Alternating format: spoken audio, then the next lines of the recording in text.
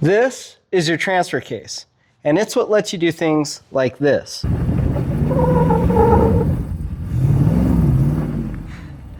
you're floating this tire. It's gonna come down right now. You're good now. Whoop.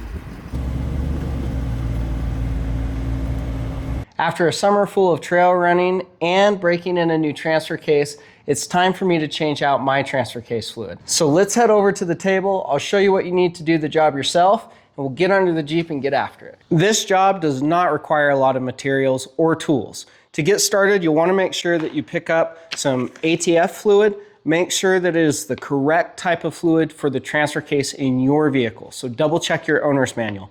For my Jeep 2022 392, it's a ATF 4 type, and I've double checked to make sure that this AMSOIL ATF Signature Series meets the requirements of this transfer case specifically. It takes about 1.8 quarts, so of course I've got 2 quarts here. As far as tools go, you'll definitely need a 3/8 ratchet. You'll need a 18mm socket and 13mm socket to take off your transfer case skid plate.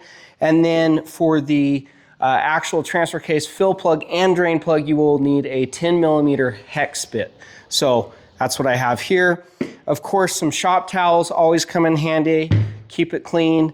And some thread sealant. You'll need some high temperature thread sealant. This is some Permatex that I like to use on both the drain and fill plug threads. And then of course, don't forget, you'll need an oil catch pan for when you drain out that fluid. Okay, let's get under the Jeep. We'll get the skid plate off and start draining out the old fluid and putting in some new fluid. Here we go. I like to start with the 2 13mm bolts first and then move on to the 18mm bolts. Moving on to the 18mm bolts.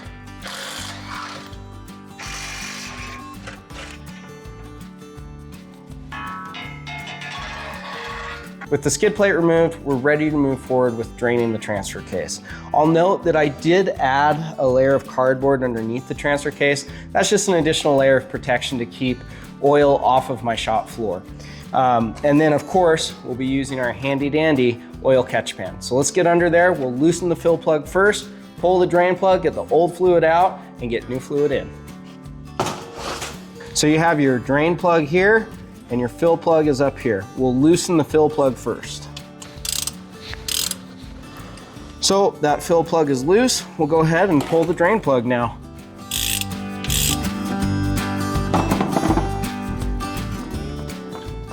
Trying to just keep that splashing down, so I'm holding the oil catch pan up here. We'll let that drain for a little bit. While that's draining out, we're gonna take the fill plug and drain plug, clean them up, put a little bit of thread sealant on there, and get ready to fill it back up. Looks like Genji came to say hello. Oh, he's vociferous today. All right, all right.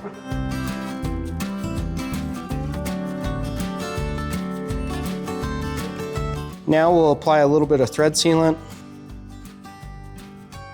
A little bit of this goes a long way, so you don't need to overdo it.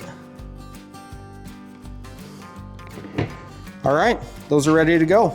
Go ahead and put the drain plug back in. You always want to hand start these. The torque for the transfer case on my year model is about 21 foot-pounds. So be sure that you double check what's required for your transfer case. Okay, there we go. All right, let's grab some ATF fluid and get that refilled. You'll notice this AMSOIL fluid comes in a soft pack, and this just makes it so much easier to refill your transfer case. A lot of manufacturers are offering these now. I know that Valvoline has some soft pack offerings, but definitely whatever ATF fluid is required for your vehicle, double check and see what brands may have it in a soft pack, because it just makes the job so much easier. You don't have to use a fluid pump. You can just use the bag itself, and it just makes the job go a lot faster. Anyway, that's what I'd recommend. That being said, let's get back to it. This is why I love these soft packs. It just makes it so easy to fill up. Now be sure, anytime you're servicing your transfer case, that you are using the correct ATF fluid. Be sure to check your owner's manual and see what's called for. We're about a full quart in there. Okay, so we've run out there. I'm gonna grab one more quart. I've got the new pack open, but we're just gonna make sure we don't waste any fluid. So I'll pour whatever's left from the old pack in there. Let's go get it topped off. We're almost done. It's starting to leak out of the fill hole, so we'll go ahead, grab the fill plug, screw it back in there, torque everything down, and we will be good to go. Yep, see how it's starting to come out?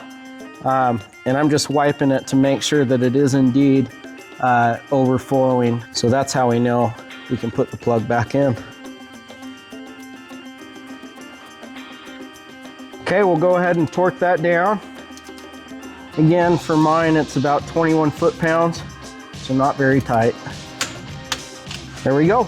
That's it, everybody. I hope this video was helpful. As always, have fun out there, be safe, and please stay on the trails. We'll see you next time.